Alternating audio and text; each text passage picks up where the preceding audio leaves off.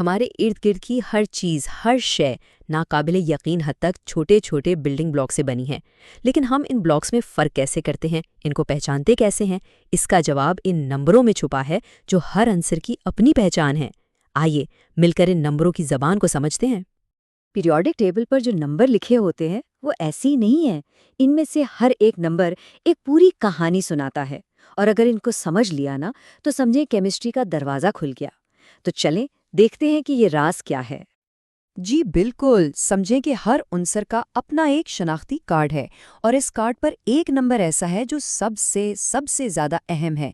यही वो नंबर है जो बताता है कि वो उनसर असल में है क्या। तो सवाल ये है कि आखिर ये फैसला कुन नंबर है क्या? इसे कहते हैं एटॉमिक नंबर, यानी एटमी नंबर। और ये जितना अहम है ना उतना ही सादा भी है। सारा खेल है प्रोटॉन्स की गिनती का। मतलब अगर 6 प्रोटॉन हैं तो वो हमेशा हमेशा कार्बन ही होगा। एक भी प्रोटॉन बढ़ा दें, 7 कर दें, तो वो कार्बन नहीं रहेगा, नाइट्रोजन बन जाएगा। बस यही केमिस्ट्री का सबसे बुनियादी उसूल है। अच्छा, तो ये तो तय हो गया कि प्रोटॉन से शनाख्त होती है, लेकिन एटम के वजन का क्या? इसके लिए हमें एक और नंबर को समझना होगा, जिसे कहते हैं कुम्मीती नंबर या मैस नंबर। और यहीं से एक बहुत दिलचस्प चीज़ सामने आती है, जिसे आइसोटोप्स कहते हैं। देखें, एटम के न्यूक्लियस में सिर्फ प्रोटॉन तो नहीं होते, वहाँ न्यूट्रॉन भी तो हैं। तो ये जो कॉमिती नंबर है ना, ये बस इन दोनों को जमा कर देता है, प्रोटॉन और न्यूट्रॉन। तो अगर एटमी नंबर ये बताता है कि तुम कौन हो, तो कॉमिती नंबर बताता है कि तुम्हारा वजन कितना है। यहाँ से आइसोटोप्स का कॉन्सेप्ट बिल्कुल साफ हो जाएगा। देखें, दोनों में 6 प्रोटॉन हैं, इसलिए दोनों हैं तो कार्बन ही। लेकिन कार्बन 14 में 2 न्यूट्रॉन ज़्यादा हैं। बस इसी वजह से वो थोड़ा भारी है। तो कह सकते हैं कि ये एक ही उनसर के 2 अलग-अलग वर्जन हैं। अच्छा, यहाँ एक सवाल जहन में आता है। अभी हमने देखा कि एक कमियती नंबर तो एक पूरा अदद होता है, 12 या 14। तो फिर पीरियोडिक टेबल पर वजन हमेशा डेसिमल यानी आशारिया में क्यों लिखा होता है? इसकी वजह बड़ी मज़ेदार है। इसका जवाब है रिलेटिव एटॉमिक मास। ये दरअसल एक औसत यानी एवरेज है, लेकिन ये कोई आम औसत नहीं है। ये एक वेटेड एवरेज है। मतलब ये इस बात का भी हिसाब रखता है कि कुदरत में कौन सा आइसोटोप कितना ज्यादा पाया जाता है। जो आइसोटोप ज्यादा आम होगा उसका वजन औसत में ज्यादा गिना जाएगा। चलें, क्लोरीन की मिसाल से समझते हैं। कुदरती तौर पर तकरीबन 76% क्लोरीन एटम क्लोरीन 35 होते हैं और बाकी के 24% क्लोरीन 37। तो अब जब हम औसत निकालेंगे तो इसी बुनियाद पर निकालेंगे। इसको कैलकुलेट करने का तरीका बहुत सीधा है। हम पहले आइसोटोप के वजन को उसकी परसेंटेज से ज़रब देंगे, फिर दूसरे आइसोटोप के वजन को उसकी परसेंटेज से, फिर इन दोनों जवाबों को जमा करके 100 से तकसीम कर देंगे। बस हमें हमारा वेटेड एवरेज मिल जाएगा। और नतीजा क्या निकला? 35.45।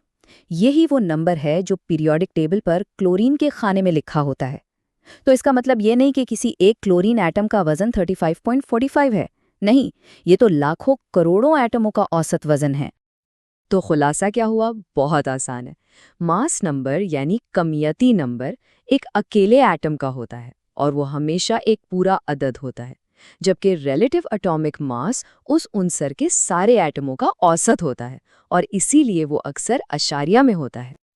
इस फर्क को याद रखने के लिए एक बड़ी अच्छी मिसाल है। सोचें कि एक बैग में तरह तरह की चॉकलेट्स हैं। अब किसी एक खास चॉकलेट का जो वजन है ना, वो समझें मास नंबर है। लेकिन अगर आप आंखें बंद करके बैग से कोई भी एक चॉकलेट निकालें तो उसका जो औसत वजन होगा वो है रिलेटिव एटॉमिक मास। अब एटम अकेले तो नहीं घूमते फिरते, ये आपस में जुड़कर मॉलिक्यूल बनाते हैं। तो सवाल ये है कि जब एटम मिलकर एक बड़ी चीज़ बना लें तो उसका वजन कैसे निकालेंगे? इसे कहते हैं मॉलिक्यूलर मास, और ये बहुत ही आसान है। बस एक मॉलिक्यूल में जितने भी एटम हैं उन सब के रिलेटिव एटॉमिक मास को जमा कर दें, जैसे पानी यानी H2O। इसमें 2 हाइड्रोजन और 1 ऑक्सीजन है, तो हम इन तीनों के मास को जमा कर देंगे। अच्छा, अब जब बात आती है नमक जैसी चीज़ों की यानी आयनिक कंपाउंड्स की, तो हम एक अलग नाम इस्तेमाल करते हैं, फॉर्मूला मास। अब ऐसा क्यों है? वो इसलिए कि नमक जो है ना वो पानी की तरह अलग-अलग मॉलिक्यूल की शक्ल में नहीं होता, बल्कि वो एक बहुत बड़े क्रिस्टल की जाली की शक्ल में होता है। लेकिन मज़े की बात यह है कि इसे कैलकुलेट करने का तरीका बिल्कुल वही है। यानी आसान लफ्ज़ों में अगर कोई चीज़ अलग-अलग मॉलिक्यूल से बनी है, जैसे पानी या कार्बन डाइऑक्साइड, तो उसके लिए हम मॉलिक्यूलर मास का लफ्ज़ इस्तेमाल करेंगे। और अगर वो एक बड़े क्रिस्टल की तरह है, जिसमें एक ही यूनिट बार-बार दोहराया जा रहा है, जैसे नमक, तो उसके लिए हम फॉर्मूला मास कहेंगे। चलें, अब आते हैं सबसे अहम और आखिरी बात पर। ये जो इतने छोटे-छोटे नंबर्स की हमने बात की, इनका हमारी असल दुनिया से क्या ताल्लुक है? यानी लैबोरेटरी में हम उन्हें कैसे इस्तेमाल करते हैं? तो एक नज़र डालते हैं कि हमने अब तक क्या सीखा। हमने शुरू किया शिनाख्त से, यानी एटमी नंबर से। फिर हम एक अकेले एटम के वज़न पर आए, यानी कुमियती नंबर। उसके बाद हमने उनसुर के औसत वज़न को समझा, यानी निस्बती एटमी कमियत। और आखिर में हमने पूरे के पूरे मॉलिक्यूल का वज़न निकालना सीखा। और यहीं पर एक जादुई कनेक्शन बनता है। किसी भी चीज़ का मॉलिक्यूलर या फॉर्मूला मास एएमयू में जितना होता है ना, बिल्कुल वही नंबर ग्राम में उस चीज़ के 1 मोल का मास होता है। ये समझें कि एटम की छोटी सी दुनिया और हमारी बड़ी दुनिया के बीच में एक पुल है। जैसे पानी की मिसाल लें, इसका मॉलिक्यूलर मास है 18.016 AMU। इसका सीधा सीधा मतलब ये है कि अगर आप 18.016 ग्राम पानी तोलेंगे तो इसमें ठीक 1 मोल पानी के मॉलिक्यूल होंगे। और ये चीज़ केमिस्ट्री में बहुत बड़ी ताकत है। इसका मतलब है कि हम एटम और मॉलिक्यूल को गिन सकते हैं, सिर्फ उन्हें तराजू पर तोलकर। है ना कमाल की बात? तो हमने एटमों की ज़बान तो सीख ली, उनके शनाख्ती कार्ड पढ़ना सीख लिए, लेकिन ये सब जानने के बाद एक और बड़ा सवाल सामने आ खड़ा होता है कि जिस दुनिया को हम देख सकते हैं उसमें आखिर कितने एटम हैं? एक पानी के गिलास में, एक रेत के जरिए में, या पूरी कायनात में? ये पैमाना इतना बड़ा है कि सोचकर ही दिमाग घूम जाता है। और इस सब की शुरुआत होती है इन चंद सादा नंबरों से।